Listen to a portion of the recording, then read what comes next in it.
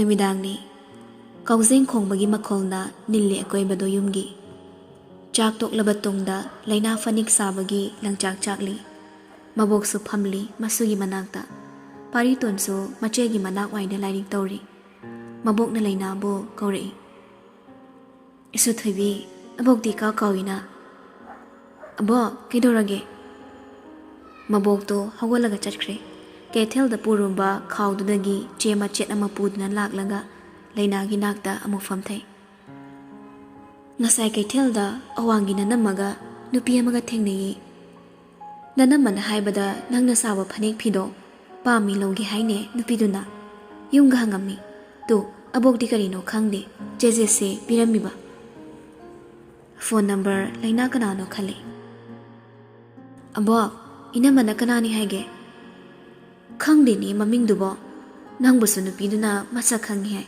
abok so ngawdredo Laina ningsingi Dukanda thengna kibi mani lai madura khali Khallubada tu chungba phawi masado akibana pik thalle wakhalda mahon su khalalle Mani lai makanano haiba munna khangrabaso Govindas ka mari amadi laine haiba ukiba photo do madunas khangkhrabani Risi makhoi thonganda laklamibado amok ningsingdana wakhalo chingnari Loyumbaga nongma thodoktugi matangda station da chatlaga khazik hangluba magi machin manawdo thiraklibra wahangduna wakhalda faw yawna khanjali leina Ai kiba yade Ai thongna leibi oigadabane ngasi phawba ima babagi misida kanana so wa ngangde aina mi phatta dobo karamne mi yamangda puthokani Bemo Laina ikhang khangi Abo Tanjadada athengbagi achikpa maraktuna thongnawdo makhol hongna nupi khonjel amana kaptuna thong hangwa haina kanna lauri kana leizadaba masuma bendo kibana thakni torokliba matawduda Ima thong hango thongse hango Laina phuawali Pariton kiraga tasinduna lei Laina thong manaktamna changsilai loktu hek hangmaga nupi ama ipa pakhat imungna changlaklaga thongdo gamlaw thingzile nupidugi masak ubada Laina amadi mabokto ngakpada loire tu sumkiba khangaude ahong malaitri mamagi masak ngasiso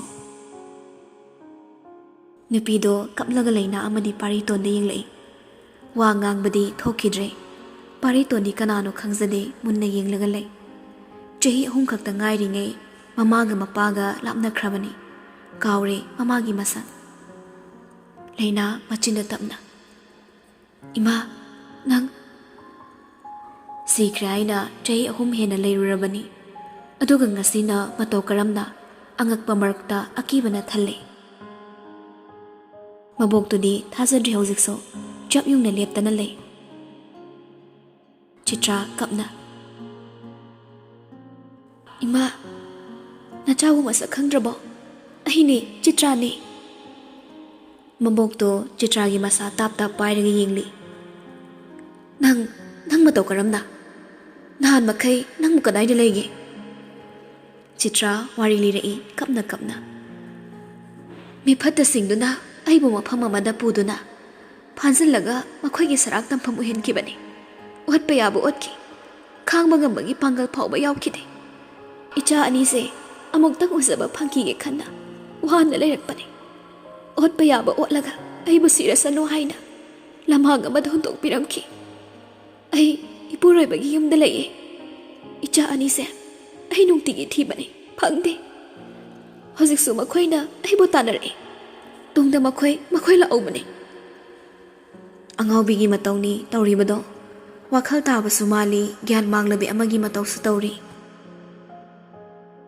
Lainagi nakta changsilaga hairei Bema ima bukalo Ima noige leiningi Nangi leisabi su pharami Ima ne ichani ge leiningi Na yamna kire makhoi na ibu yamna pui Ima bukalo ibema Kanna lawi miwat mihaiduda henan bagi Akiba ngangta ure mamito daso Laina yengma ngamdre hiki kapi Ima tuose Kaido nang natorisibo?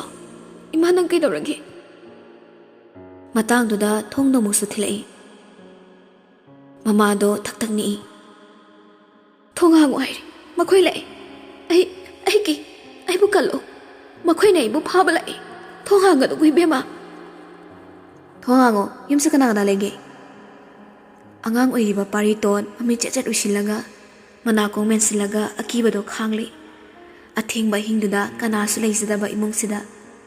Tauribasi udaba isor mahang uramgani. Kire satraduna hangdragana kari hanglagani kari torokpa.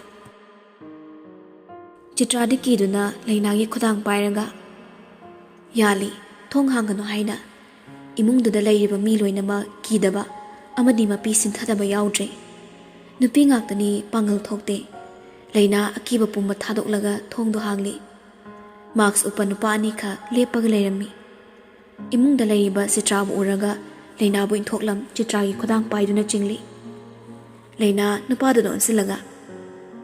Kaina torise thado ima pukhiba yaroi. Nakhoi kana no. Haidu tade. Nupa amana Chitrada machin menkre rumal amana. Rumal duna manatonda hek thangbaga. Chitra masado gyan mangkre. Nupa amana Laina bu thatli. Nupa amaduna Chitrabu lengzumda thangduna thunamak yumdunagi thokre. Laina mama bu kauduna tane thongal fauba. Ngamaude karisu mamagi damakta. Pambom tingduna khamba.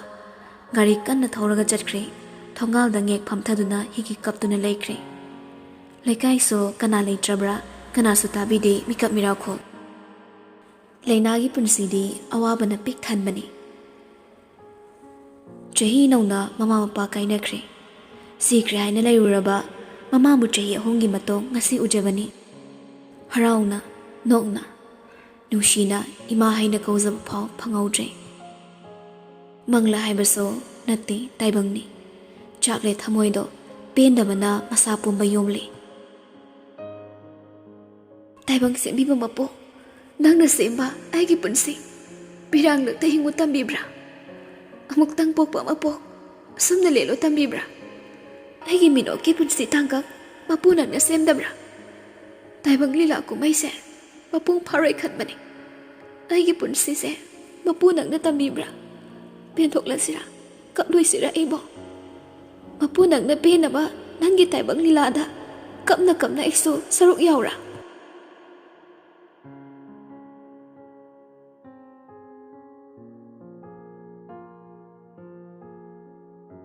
Numit mga taranigi matungni nungthilgi pung ama tarakpa dwaida Rihanna ga Gracie ga Risi company do dalai. Gate security lari do o dakhe mamit thakpi ani do change tawi. Kanang nano? Gracie na? Khanghe. Security na? Kanay lai sabi no kari pa me? Tamo na gitong ni? Kanay tamo? Gracie na? As ako'y tamo Haris. Yaroi hozi meeting tori CEO ga. Rihanna na Gracie da chirol tawi. Masi irang toraga mamita ala nga holasra. Gracie so tapna. Pamui masaksiga hanumali. Sugar daddy oira di phaba hanuraso. Gatekeeper sida thalli. Inersi pamui ba. Manungda masak phazaba pakhang ramadi chance mangzani ba. Security do ani do namurum solaga mangwanda koktagi ton pau sum yengmaduda sat hairi. Hey, kaino noinya? Chango yari. Mit yengne na kibuki. Manungda phamaga ngai. Miti phat khanai anima aduga changakle. Gracie mit yeng amada loss oiri. Thamoi manungda allergy toramani. Rihanna na kapsin khibagi miti gite pale do thamoi magi center da ngauri do madi ten machinna panbada ses ani dun onsinaraga phak nongsinei makhoi ani gi sangsar amada laikre nok tana changlakpada lokas na makhot karan chalaga leplaga leibado Gracie na uri noklam madu chap lepi Rihanna da sese tharaga hairi. Rihanna, asinupa sa amta naiseba. Man hekta naiba hele. ꯑꯩ ꯌꯥꯝ ꯄꯦꯟꯗꯦ ꯑꯩꯈꯣꯏꯗꯒ ꯂꯥꯛꯑꯒꯅꯦ ꯃꯥꯅ ꯑꯩꯁꯦ ꯅꯩꯔꯝꯃꯕꯅꯤ ꯔꯤꯌꯥꯅꯥꯅ ꯂꯨꯀꯥꯁꯇ ꯃꯃꯤꯠꯇꯣ ꯍꯨꯠꯂꯒ ꯌꯦꯡꯂꯒ ꯍꯥꯏꯔꯦ ꯃꯨꯁꯣꯔꯤ ꯃꯥꯟꯕꯁꯤꯔꯣ ꯑꯩ ꯇꯧꯒꯦ ꯂꯥꯎ ꯑꯅꯤꯗꯨ ꯆꯪꯁꯤꯜꯂꯛꯏ ꯂꯨꯀꯥꯁꯅ ꯉꯁꯤꯅ ꯁꯤꯗ ꯑꯃꯨꯛ ꯀꯩꯒꯤ ꯂꯩꯒꯦ ꯆꯦꯝꯃ ꯃꯐꯝꯁꯤꯗꯗꯤ ꯑꯩꯒꯤ ꯑꯌꯥꯕ ꯌꯥꯎꯗꯅ ꯆꯪꯕ ꯌꯥꯔꯣꯏ ꯍꯥꯏꯖꯔꯤꯕ ꯒ꯭ꯔꯦꯁꯤꯗꯣ ꯀꯥꯛꯅ ꯍꯥꯏꯔꯤ ꯏꯊꯧ ꯂꯩꯗꯅ ꯂꯥꯛꯏꯅꯤ ꯅꯣꯏ ꯁꯔ ꯍꯔꯤꯁꯇꯣ ꯀꯧꯊꯣꯔꯛꯑꯣ ꯑꯩ ꯂꯥꯛꯑꯣ ꯍꯥꯏꯔꯆꯣ ꯋꯥꯗꯨ ꯍꯥꯏꯔꯒ ꯒ꯭ꯔꯦꯁꯤ ꯃꯊꯛꯇ ꯑꯃꯗꯤ ꯑꯀꯣꯏꯕꯗ ꯌꯦꯡꯂꯤ ꯐꯦꯟꯒ ꯄꯥꯟꯗ꯭ꯔꯣ ꯅꯣꯏ ꯀꯝꯄꯅꯤꯁꯤꯕꯣ ꯁꯥꯕꯅ ꯁꯤꯔꯦꯗ ꯂꯨꯀꯥꯁꯅ ꯍꯣꯠ ꯑꯣꯏꯕ ꯀꯨꯆꯨ ꯃꯨꯇꯛ ꯇꯧꯕ ꯔꯥꯁꯤ ꯃꯇꯨꯝ ꯃꯇꯨꯝ ꯌꯥꯎꯕ ꯂꯨꯝ ꯂꯨꯝ ꯂꯥꯎꯕ ꯅꯨꯄꯥ ꯑꯃ ꯅꯃꯥꯡꯗ ꯂꯦꯞꯄꯁꯤꯗ ꯁꯥꯒꯠꯂꯛꯄ ꯑꯣꯏꯔꯤꯅꯤꯗ ꯐꯦꯟꯗꯒꯤ ꯍꯦꯟꯕ ꯑꯦꯁꯤꯅꯤ ꯑꯩ ꯎꯕꯁꯤꯗ ꯅꯠꯇ꯭ꯔꯣ ꯅꯣꯏꯅ ꯍꯣꯠ ꯑꯣꯏꯔꯛꯏꯁꯦ ꯔꯤꯌꯥꯅꯥꯅ ꯃꯤꯁꯇꯔ ꯃꯨꯁꯣꯔꯤ ꯅꯩꯕꯩ ꯋꯥꯅꯤ ꯅꯪꯁꯦ ꯂꯨꯀꯥꯁꯅ ꯅꯩꯔꯨꯔꯣꯅ ꯂꯥꯏꯅ ꯑꯩꯁꯦ ꯁꯤꯝꯕꯣꯜ ꯑꯃꯒ ꯂꯣꯏꯅꯅ ꯊꯥꯗꯣꯔꯛꯑꯕꯅꯤ ꯄꯣꯛꯂꯛꯄꯒ ꯅꯠꯇꯦꯀꯣ ꯑꯩꯗꯤ ꯃꯊꯛꯇꯩ ꯄꯥꯏꯊꯔꯛꯄ ꯅꯩꯗ ꯌꯥꯗꯕ ꯑꯗꯨꯅ ꯁꯣꯔꯤ ꯐꯣꯔ ꯃꯤꯁꯇꯔ ꯅꯩꯕ ꯑꯣꯏꯔꯨꯕꯒꯤ ꯒ꯭ꯔꯦꯁꯤꯅ ꯍꯥꯎꯇꯦꯍꯦ ꯂꯨꯀꯥꯁꯇꯣ ꯒ꯭ꯔꯦꯁꯤꯗ ꯍꯥꯏꯐꯦꯠ ꯆꯦꯞꯊꯔꯒ ꯌꯦꯡꯂꯒ ꯍꯥꯏꯔꯛꯏ ꯀꯩꯕꯣ ꯑꯩꯔꯣ ꯀꯩꯅꯣ ꯍꯥꯏꯁꯤꯕꯣ ꯃꯍꯥꯎꯒ ꯂꯩꯕ꯭ꯔꯣ ꯑꯩꯁꯤ ꯌꯦꯡꯉꯨꯕꯅ ꯁ꯭ꯋꯤꯠ ꯑꯣꯏꯕꯅꯦꯍꯦ ꯑꯩꯗꯤ ꯒ꯭ꯔꯦꯁꯤ ꯃꯃꯤꯠ ꯄꯩꯔꯞ ꯌꯦꯡꯂꯤ ꯅꯪꯒꯤ ꯈꯗꯥꯡꯗꯣ ꯇꯥꯕ ꯂꯥꯛꯄ ꯅꯠꯇꯦ ꯑꯩ ꯀꯩꯗꯧ ꯂꯥꯛꯏꯅꯣ ꯑꯗꯨꯗꯤ ꯑꯩꯈꯣꯏ ꯇꯥꯃꯣ ꯂꯩꯕꯒꯤ ꯂꯥꯛꯏꯕ ꯅꯪ ꯁꯤꯗ ꯀꯩꯗꯧꯕ ꯂꯩꯔꯤꯅꯣ ꯑꯩꯈꯣꯏ ꯁꯔ ꯂꯩꯕꯒꯤ ꯂꯩꯔꯤꯕ ꯑꯩꯁꯨ ꯅꯣꯏ ꯁꯔ ꯍꯥꯏꯗꯤ ꯀꯅꯥ CEO ꯀꯝꯄꯅꯤꯁꯤꯒꯤ ꯔꯤꯌꯥꯅꯥꯅ ꯒ꯭ꯔꯦꯁꯤꯗ ꯆꯤꯔꯣꯜ ꯇꯧꯏ ꯑꯩꯅ ꯍꯥꯏꯕꯗꯨꯅꯤ ꯑꯣ ꯔꯤꯁꯤ ꯍꯥꯏꯗꯣ ꯂꯨꯀꯥꯁꯅ ꯍꯣꯏꯅꯤ ꯍꯣꯏꯅꯤ ꯁꯔꯒꯤ ꯔꯥꯏꯠ ꯍꯦꯟꯅ ꯑꯩꯁꯨ ꯁꯔꯒꯤ ꯒꯥꯔꯗꯅꯤ ꯍꯥꯏꯕꯗ ꯑꯗꯨꯝ ꯌꯥꯕꯅꯤꯗ ꯔꯤꯌꯥꯅꯥꯒ ꯒ꯭ꯔꯦꯁꯤꯒ ꯃꯃꯤꯠ ꯑꯣꯟꯈꯠꯂꯒ ꯈꯪꯂꯤ ꯇꯥꯟꯖꯥꯗꯨꯗ ꯅꯣꯡꯃꯩ ꯈꯣꯟꯖꯦꯜ ꯑꯃꯒ ꯂꯣꯏꯅꯅ ꯀ꯭ꯂꯥꯁ ꯀꯥꯏꯗꯨꯅ ꯆꯥꯏꯊꯣꯛꯄꯒꯤ ꯈꯣꯟꯖꯦꯜ ꯇꯥꯔꯛꯏ ꯁ꯭ꯇꯥꯐ ꯃꯌꯥꯝꯗꯣ ꯀꯣꯏꯆꯦꯜ ꯂꯣꯏꯅ ꯆꯦꯟꯅꯩ ꯔꯤꯁꯤ ꯃꯈꯨꯠꯇ ꯅꯣꯡꯃꯩ ꯑꯃ ꯄꯥꯏꯔꯒ ꯊꯣꯔꯛꯏ ꯄꯥꯝꯕꯣꯝꯗ ꯅꯣꯡꯃꯩꯅ ꯄꯥꯜꯂꯕ ꯅꯨꯄꯥꯗꯨꯁꯨ ꯐ꯭ꯂꯣꯔꯗ ꯆꯩꯅꯥ ꯈꯥꯡꯂꯤ ꯃꯆꯤꯟꯗ ꯍꯥꯏꯖꯩ ꯁꯔ ꯑꯩ ꯇꯁꯦꯡꯅ ꯈꯪꯗꯕꯅꯤ ꯃꯈꯣꯏꯒ ꯃꯔꯤ ꯂꯩꯅꯗꯤ ꯔꯤꯁꯤ ꯅꯨꯄꯥꯗꯨꯒꯤ ꯃꯅꯥꯛ ꯆꯪꯁꯤꯜꯂꯒ ꯐꯝꯊꯔꯛꯏ ꯅꯣꯡꯃꯩ ꯃꯇꯣꯟꯗꯨꯅ ꯅꯨꯄꯥꯗꯨꯒꯤ ꯈꯖꯥꯏꯗ ꯅꯝꯂꯒ ꯑꯃꯨꯛꯀꯁꯨ ꯍꯥꯏꯔꯛꯏ ꯅꯪ ꯀꯅꯥꯅꯣ ꯃꯐꯝꯁꯤꯗ ꯀꯅꯥ ꯊꯥꯔꯛꯄꯅꯣ ꯑꯩꯗꯤ ꯊꯕꯛꯀꯤ ꯂꯥꯛꯄꯅꯤ ꯔꯤꯁꯤ ꯁ꯭ꯇꯥꯐ ꯃꯌꯥꯝꯗꯨ ꯂꯩꯕꯗꯨꯗ ꯃꯥꯒꯤ ꯑꯉꯥꯡ ꯑꯃꯗ ꯌꯦꯡꯂꯒ ꯏꯪꯒꯤꯠ ꯄꯤꯈ꯭ꯔꯦ ꯃꯈꯣꯏ ꯅꯨꯄꯥꯃꯆꯥ 2-3 ꯆꯪꯂꯒ ꯑꯁꯣꯛꯄ ꯅꯨꯄꯥꯗꯨ ꯄꯨꯈ꯭ꯔꯦ ꯂꯨꯀꯥꯁꯇꯣ ꯂꯥꯎꯔꯛꯏ ꯈꯨꯄꯥꯛ ꯑꯃꯨꯛꯇꯪ ꯈꯨꯔꯒ ꯑꯩꯈꯣꯏ sir is the best of the ꯕꯦꯁ ꯔꯤꯁꯤ ꯃꯥꯒꯤ ꯑꯈꯥꯕ ꯃꯤꯠꯌꯦꯡꯗꯣ ꯂꯨꯀꯥꯁꯇ ꯌꯦꯡꯂꯛꯏ ꯂꯨꯀꯥꯁꯅ ꯊꯋꯥꯏ ꯏꯁꯥ ꯁꯥꯗ ꯋꯥꯍꯩꯗꯣ ꯍꯥꯏꯔꯛꯄꯗ ꯃꯤꯠꯌꯦꯡꯗꯨ ꯌꯦꯡꯂꯛꯄꯅꯤ ꯂꯨꯀꯥꯁ ꯃꯃꯥꯏ ꯁꯠ ꯅꯣꯟꯊꯈꯤ ꯒ꯭ꯔꯦꯁꯤꯅ ꯔꯤꯌꯥꯅꯥꯒꯤ ꯈꯨꯗꯥꯡ ꯄꯥꯏꯗꯨꯅ ꯆꯤꯡꯂꯒ ꯆꯠꯁꯤꯜꯂꯛꯑꯣ ꯁꯤꯕꯒ ꯉꯝꯃꯣꯏ ꯑꯩ ꯐꯖꯔꯤꯕ ꯁꯛꯁꯦ ꯂꯦꯝꯕ ꯍꯦꯔꯣꯒ ꯃꯥꯜꯂꯤ ꯑꯗꯨꯒ ꯇꯧꯊꯣꯔꯛꯏꯁꯤꯗ ꯄꯨꯔꯥ ꯕꯤꯂꯦꯟ ꯔꯤꯌꯥꯅꯥꯅ ꯅꯌꯥꯝꯕꯒ ꯀꯣꯟꯅ ꯎꯅꯔꯁꯤ ꯆꯠꯁꯤꯜꯂꯛꯑꯣ ꯂꯨꯍꯣꯡꯗꯅ ꯊꯋꯥꯏꯁꯦ ꯂꯥꯟꯕꯒ ꯉꯝꯃꯔꯣꯏ ꯖꯣꯝ ꯂꯩꯕꯥꯛ ꯂꯩꯍꯧꯕ ꯉꯝꯗꯧ ꯃꯥꯟꯗ꯭ꯔꯦ ꯂꯨꯀꯥꯁ ꯑꯅꯤꯗꯨꯅ ꯀꯤꯕꯗꯣ ꯎꯕꯒ ꯑꯃꯨꯛꯁꯨ ꯂꯛꯅꯔꯛꯏ ꯍꯣꯏ ꯕ꯭ꯂꯦꯛ ꯄꯤꯡꯒꯤ ꯂꯤꯁꯥ ꯃꯥꯟꯕꯤ ꯍꯔꯠꯇꯣ ꯂꯩꯖꯔꯒꯦꯗꯅ ꯒ꯭ꯔꯦꯁꯤ ꯁꯥꯎꯅ ꯇꯟꯖꯥꯟꯁꯤꯗ ꯆꯟꯗꯥꯟ ꯅꯪ ꯂꯨꯀꯥꯁꯅ ꯅꯪꯅ ꯈꯨꯝꯖꯅꯤꯡꯕꯁꯤꯅ ꯑꯃ ꯅꯃꯥꯟꯅꯕꯤ ꯐꯤꯃꯦꯜ ꯚꯔꯖꯟ ꯑꯣꯐ ꯁꯔꯨꯛ ꯈꯥꯟ ꯃꯥꯟꯕꯤꯁꯤꯗ ꯍꯥꯏꯔꯒ ꯔꯤꯌꯥꯅ ꯌꯥꯜꯂꯤꯕ ꯁꯥꯏꯠ ꯕꯦꯛꯇꯨꯅ ꯊꯣꯡꯒꯦ ꯇꯧꯏ ꯅꯪꯒꯤꯁꯦ ꯎꯁꯤꯠꯇ꯭ꯔꯤꯔꯣ ꯔꯤꯁꯤ ꯉꯁꯥꯏꯗꯩ ꯇꯧꯔꯤꯕꯗꯨ ꯌꯦꯡꯂꯤꯕꯅꯤ ꯄꯤꯁꯨꯝ ꯁꯨꯛꯂꯒ ꯈꯣꯟꯀꯠꯂꯞꯅ ꯍꯥꯏꯔꯛꯏ ꯅꯥꯎꯕ ꯁꯔ ꯔꯤꯁꯤꯒꯤ ꯃꯤꯠꯌꯦꯡꯗ ꯍꯥꯏꯔꯤꯕ ꯋꯥꯗꯨ ꯇꯥꯛꯄꯅꯤ ꯂꯨꯀꯥꯁ ꯅꯨꯄꯤ ꯑꯅꯤꯗꯣ ꯃꯈꯨꯠꯅ ꯁꯥꯏꯟ ꯇꯧꯔꯒ ꯇꯥꯜꯂꯤ ꯆꯠꯂꯣ ꯍꯥꯏꯅ ꯑꯅꯤꯗꯨꯁꯨ ꯒꯦꯠ ꯋꯥꯡꯃꯗ ꯇꯥꯟꯊꯣꯛꯈ꯭ꯔꯦ ꯆꯠꯂꯣ ꯁꯤꯆꯨꯋꯦꯁꯟ ꯐꯠꯇꯦ ꯀꯣꯟꯅ ꯂꯩꯔꯒ ꯍꯥꯠꯇꯣ ꯅꯣꯏꯕꯥꯅꯤꯗꯒꯤ ꯑꯐꯕ ꯑꯃ ꯈꯜꯂꯒ ꯅꯨꯄꯥꯒꯤ ꯊꯃꯣꯏꯗ ꯕꯤꯖꯤꯅꯦꯁ ꯇꯧꯔꯝꯃꯕ ꯍꯥꯠ ꯂꯩꯕꯒꯤ ꯋꯥ ꯂꯩꯇ꯭ꯔꯦ ꯐ꯭ꯔꯤꯗ ꯄꯤꯔꯁꯨ ꯂꯩꯕꯤꯔꯣꯏ ꯂꯨꯀꯥꯁ ꯋꯥꯗꯨ ꯍꯥꯏꯔꯝꯂꯒ ꯆꯪꯈ꯭ꯔꯦ Gracie na thawai chakchaba Lucas na maray ngamkibasini. Nahan muksuma na ngamkibani. Ngasisu amo makhongdo pitin hikawi. Riana na. Halasila oy. Aribado unaroy. Nupa ma na ngairam gadra hairaga. Sibu siramni ne mao na lakpraba. Noy na tay na daw unabada ay halisa kay gino. Mina ngamba yadabani. Gracie na sige gazani man basina anirak sure ay bawa pibirise. Riana Gracie khudang pairaga chingi. Lao haibane taning de nangso. Ahen ba madum lay batabani. Ani du chatkibaga Haris kana chenthori. Nauba koi chal ambro. Lucas na. La ami sir. Mama na bidudin na api sir. Like tawge tawe. Haris machin banu chiklaga makhwang metli. Kariba.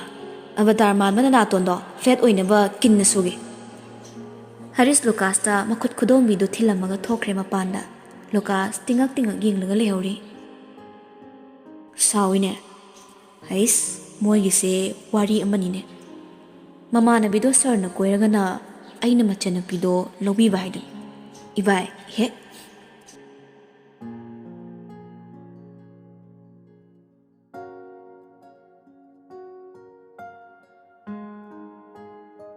Citragi mafam khangkidre aduma. Thaudok thokkiba numittudagi yumdo akibana hingtumba yanadre. Angang oiriba pari tondi ki haiduna thenglaknagdi pakapta sukapi. Asonbi mabokso sanjinkhre thaudoktuna maram oiduna hena masado anaba mo oikre.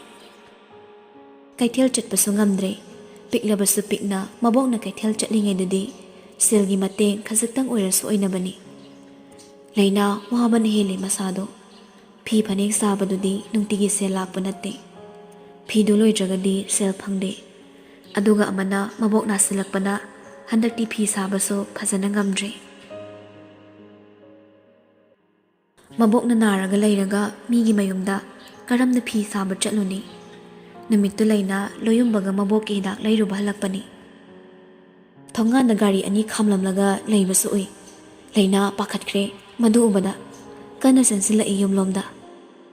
Uri mangola nupi ama phamlaga leiribado mabok kinakta. Sumang mayaidudana nupa ni lepli. Tung oina ubanina kanano haiba masak amata su khangde. Mamagi thaudoktugi sauningba pendabana thallaba thamoini. Khonglei thuna chensilaktuna wache tangkhai makhuli. Aduga prabab changsilaklaga lepliba nupadugi managanda popo anirak hekta setharui. Makhong machaduna nupadugi kalaptasu hekta kauksilui. Sumangduda risi tusalli. Tunghana satning thori. Laina phugi taromado khanglepe lepi. Laina bu Lucas na khami. Manilay maso pakana sumangdu kumthari. Bema. Laina risi oiramadhairi. Ay, nangi sida kaidoriba. Nangi se nangi purito lawbala ira. Akhong banda. Kulucho sida leite. Risi sauna phogolak Laina na pairiba chaidu mulli. Wa oibadagi khanglaw lawbaduda. Laina makhutu yali tatle khubak tu khara. Rishina. Angaw biro nang sa. Mirol tadaba nang namirakta laysa kaygino. Ngaw hairaga haraubra nang. Laina na. Ngawni ratok ni. Nathaw kem talay zadra. Nang de ay tungkoy ni naysa. Yumdaga changaktana amu pubigi haira. Risi sauni wasungang thoklaga isok langbani ngamdre ipa phazili. Laina daga henjin baga ngamdi.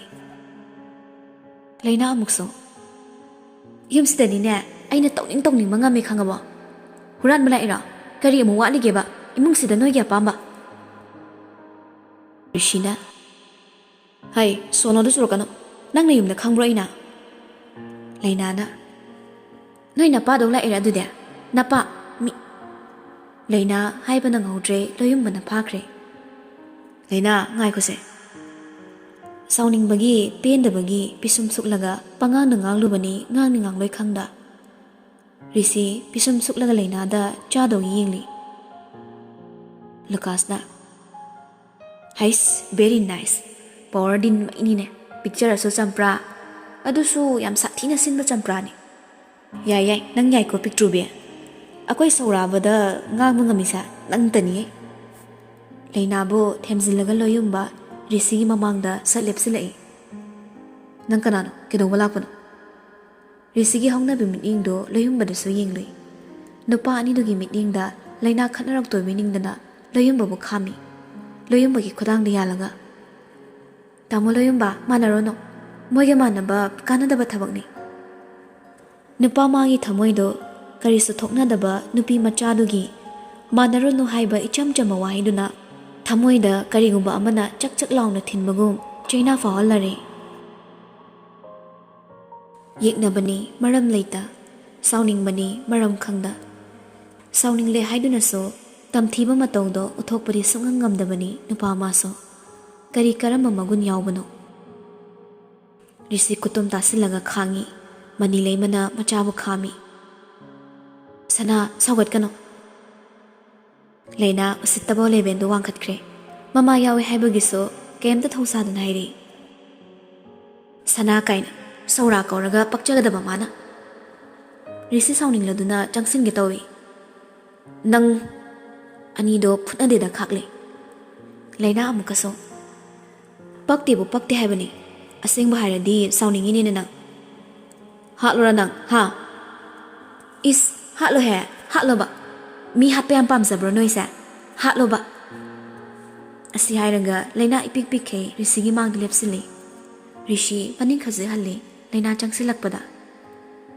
ꯂꯣꯌꯨꯝꯕꯅ ꯂꯩꯅꯥ ꯉꯥꯏꯈꯣ ꯍꯥꯏꯕꯅꯦ ꯅꯪꯕꯣ ꯂꯨꯀꯥꯁꯇꯤ ꯃꯆꯤꯟꯒ ꯈꯨꯝꯂꯒ ꯅꯣꯛꯂꯤꯄꯣꯠꯅꯤ ꯃꯅꯤꯡꯒ ꯍꯜꯂꯤꯁꯤꯗ ꯑꯉꯛꯄꯅꯤ ꯄ꯭ꯔꯤꯊꯤꯕꯤꯒꯤ ꯑꯉꯛꯄ ꯃꯌꯥꯝꯒꯤ ꯃꯔꯛꯇ ꯑꯃ ꯑꯣꯏꯔꯦ ꯃꯅꯤ ꯂꯩꯃꯅ ꯂꯩꯅꯥꯗ ꯑꯣꯟꯁꯤꯜꯂꯒ ꯍꯥꯏꯔꯤ ꯕꯦꯝꯃ ꯁꯥꯎꯈꯤꯅꯣ ꯉꯥꯏꯈꯣꯁꯦ ꯅꯦꯅꯦꯕꯨ ꯃꯁꯛ ꯈꯪꯂꯤꯕ ꯅꯪꯕꯣ ꯂꯩꯅꯥ ꯇꯞꯅ ꯈꯨꯝꯃꯛꯏ ꯍꯣꯏ ꯈꯪꯉꯦ ꯂꯣꯌꯨꯝꯕ ꯂꯩꯅꯥꯗ ꯌꯦꯡꯂꯒ ꯀꯅꯥꯅꯣ ꯔꯤꯁꯤꯅ ꯏꯃꯥꯅ ꯃꯐꯝꯁꯤꯗ ꯂꯥꯛꯏꯁꯦ ꯀꯩꯒꯤꯅꯣ ꯀꯅꯥꯅꯣ ꯀꯔꯤꯅꯣꯁꯨ ꯈꯪꯗꯅ ꯃꯥꯡ ꯊꯥꯔꯣ ꯍꯟꯅꯕ ꯇꯧꯔꯁꯦ ꯔꯤꯁꯤꯒꯤ ꯋꯥꯉꯥꯡ ꯈꯨꯗꯤꯡ ꯂꯣꯌꯨꯝꯕꯗꯤ ꯈꯥ ꯆꯤꯛꯇꯨꯅ ꯈꯥꯡꯂꯕꯅꯤ ꯃꯃꯥ ꯌꯥꯎꯔꯝꯗ꯭ꯔꯕꯗꯤ ꯂꯣꯌꯨꯝꯕ ꯂꯩꯅꯥꯒꯤꯗꯃꯛ ꯔꯤꯁꯤꯕꯨ ꯈꯨꯠ ꯊꯥꯔꯝꯕꯁꯨ ꯌꯥꯏ ꯂꯩꯅꯥ ꯑꯃꯨꯛꯀꯁꯨ ꯏꯟꯁꯄꯦꯛꯁꯟ ꯂꯥꯛꯏꯔꯣ ꯅꯪ ꯀꯩ ꯄꯥꯝꯃꯤꯒꯦ ꯑꯩꯈꯣꯏ ꯏꯃꯨꯡꯗꯩ ꯔꯤꯁꯤ ꯄꯤꯁꯨꯝ ꯑꯔꯩꯀꯩ ꯁꯣꯛꯈ꯭ꯔꯦ ꯃꯊꯟꯇ ꯄ꯭ꯔꯣꯛ ꯆꯥꯛꯆꯕꯅꯤ ꯃꯆꯤꯟ ꯈꯨꯝꯗꯨꯅ ꯈꯠꯅꯔꯨꯕꯁꯨ ꯌꯥꯕ ꯅꯠꯇꯦ ꯑꯉꯥꯡꯅꯤ ꯑꯃꯔꯣꯝꯗ ꯂꯩꯅꯥꯗꯣ ꯒ꯭ꯌꯥꯟ ꯃꯦꯟ ꯇꯥꯗꯈꯩ ꯍꯦꯛ ꯂꯥꯛꯄꯒ ꯂꯩꯅꯥꯅ ꯏꯁꯧꯅꯤ ꯃꯉꯣꯟꯗ ꯂꯥꯡꯁꯤꯜꯂꯤꯕ ꯃꯅꯤ ꯂꯩꯃꯅ ꯔꯤꯁꯤꯗ ꯍꯥꯏꯔꯛꯏ ꯀꯀꯥ ꯕꯤꯔꯖꯤꯠꯇꯣ ꯊꯥꯔꯛꯎ ꯏꯃꯥ ꯉꯥꯏꯍꯥꯛ ꯂꯩꯈꯤꯒꯦ ꯃꯃꯥꯗ ꯍꯥꯏꯐꯦꯠ ꯌꯦꯡꯂꯝꯃꯤ ꯂꯩꯅꯥꯗꯁꯨ ꯑꯃꯨꯛꯇꯪ ꯌꯦꯡꯂꯝꯂꯒ ꯃꯥꯒ ꯂꯥꯛꯃꯤꯟꯅꯔꯤꯕꯁꯤꯡꯗꯨꯒ ꯊꯣꯛꯈ꯭ꯔꯦ